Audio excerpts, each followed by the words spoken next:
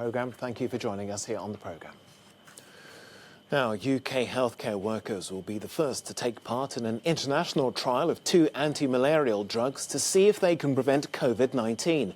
The study that's being led by the University of Oxford will eventually test 40,000 medical workers worldwide. The use of anti-malarial drugs was in the headlines this week when the US President Donald Trump revealed he's been taking hydroxychloroquine.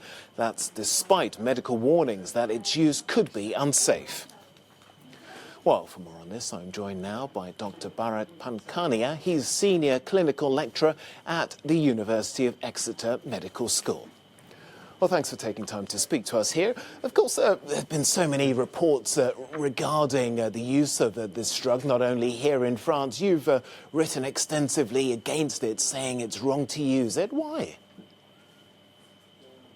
No, it's not that we're against using it.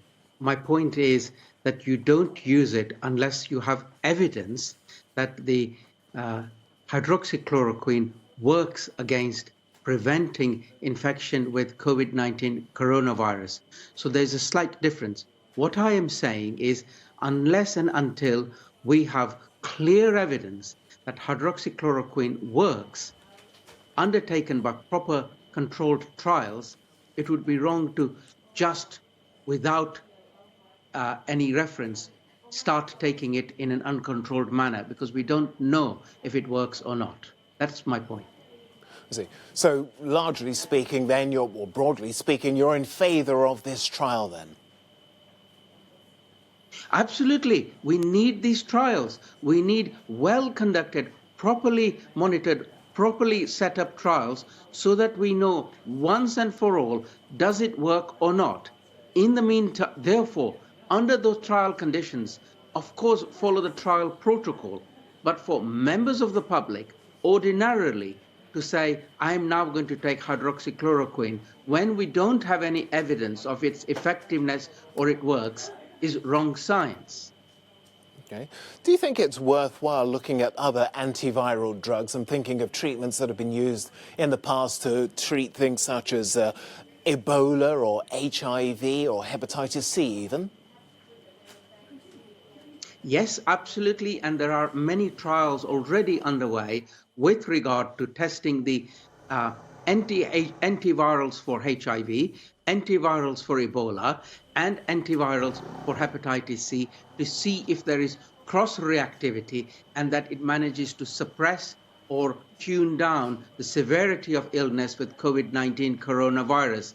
And again, the important thing is not to just randomly use these drugs in the hope that it works, but to do it under proper controlled trials which have been properly set up so that we then know once and for all if it works or it doesn't work, and then we don't waste our energies. Now, many critics have said that with the UK in particular spending some in excess of €2 million on this trial or the purchase of these drugs, that's taking a lot of medication off the market for people who need it. I'm thinking of people who are suffering from perhaps illnesses such as lupus. What do you think of those claims? Look, if this is going to be a properly conducted trial, and I have no reason to believe that it won't be properly conducted, then it is a good use under the controlled trial purposes.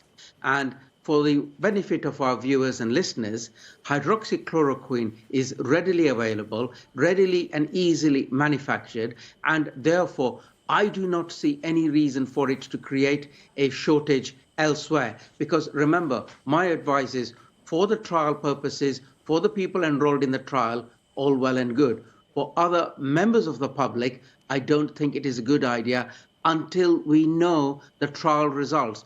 And it will be absolutely wonderful news if we can show that hydroxychloroquine has an effect, in which case it will be good for mankind to have one drug which is useful against COVID-19 coronavirus.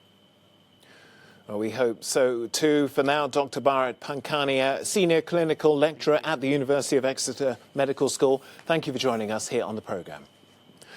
Oh, this